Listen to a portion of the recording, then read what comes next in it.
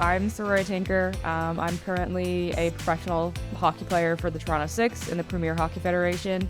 I am also the executive director of Black Girl Hockey Club Canada, and a mentor for Saroya Strong, which is part of our community programming through BGHC.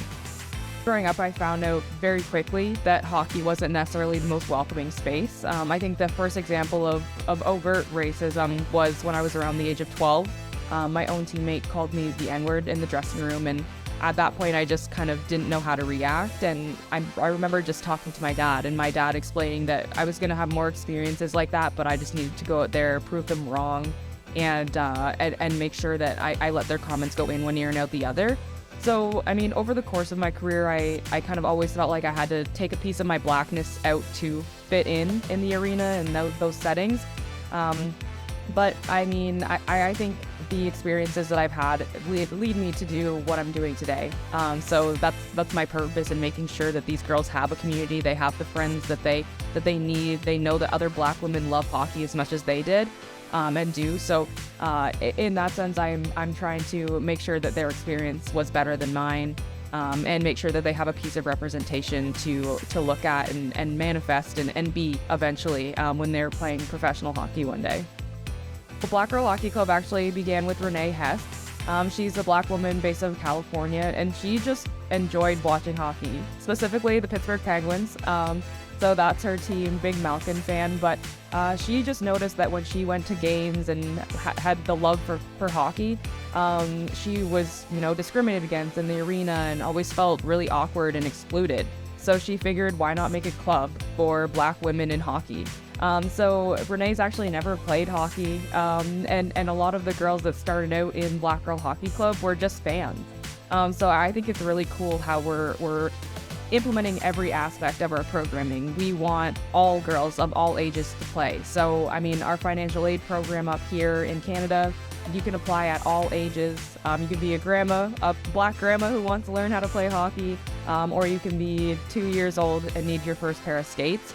I think that's really what we're aiming to do, is create that sense of community and realize that Black women do play hockey, and we're just trying to normalize it, really. Obviously, COVID wasn't something that we wanted or enjoyed for the most part, but at the same time, I think it allowed us to see the ways we can connect with people in the world at any point in time. So, I mean, our mentorship program runs via Zoom. I meet with all my girls via Zoom unless they're here in Toronto or I'm in their respective city. But we have group meetings, they're involved in the group chat and whatever it may be. So we're able to affect girls all across North America at this point, whether it's giving them the funds they need, shipping them the equipment they need, meeting with them on Zoom calls, providing them with Zoom workouts, whatever it may be. So I think it's so easy to connect with people nowadays.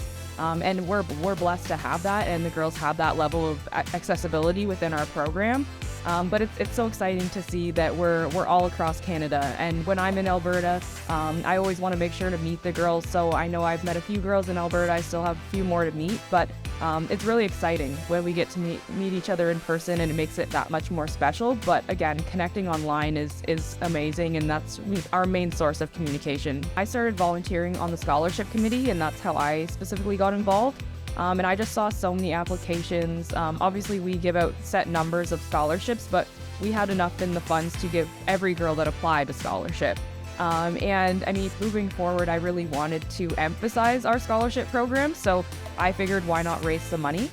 So during the NWHL bubble in 2021, I think that's the year we were in, I decided to raise money for the Black Girl Hockey Club Scholarship Fund.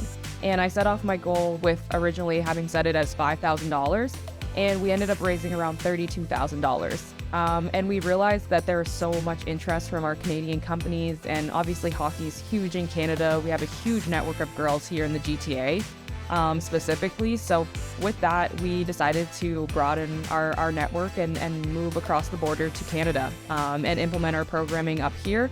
And I mean, I'm still playing, but at the same time, the girls are my purpose in playing. And if I get to do this for them while I'm still opening those doors, that's what I'm here to do. So I'm so happy that we were able to bring Black Girl Hockey Club to Canada, and be all over North America now. Right now, our first two programs that are up and running currently are our mentorship program through Saroya Strong, and our financial aid and scholarship programs. So we plan on implementing our mental health and wellness program, which is something that I'm very passionate about, but I'm very excited to start, just because I think that that's an aspect of sport that often goes unnoticed. But we are such a growing community. I see new Black girls in the arena every day, and I'm like, wait, I don't know you. Like, what's your name? So in that sense, we're adding to the club. These girls are creating friendships and networking connections that's going to last them a lifetime. And I mean, I think sport is a platform. It teaches us a lot. And I mean, like we said, not every girl has to play pro hockey, but the point of it is that they're having fun. And I mean, that's what Black Girl Hockey Club is all about. We want them to have fun. We want them to have a good experience. And I think in the years to come, we're going to be a huge nonprofit. We are growing in numbers. We've got about 110 girls in our mentorship program now. And more new scholarship applicants apply every semester. So we're super excited to see it grow. We're on social media, so we have Instagram and Twitter.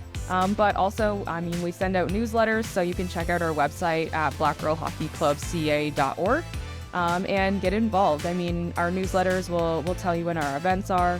Get involved in our mentorship program. The girls have access to myself in terms of one-on-one meetings or group meetings. We're involved on Slack now.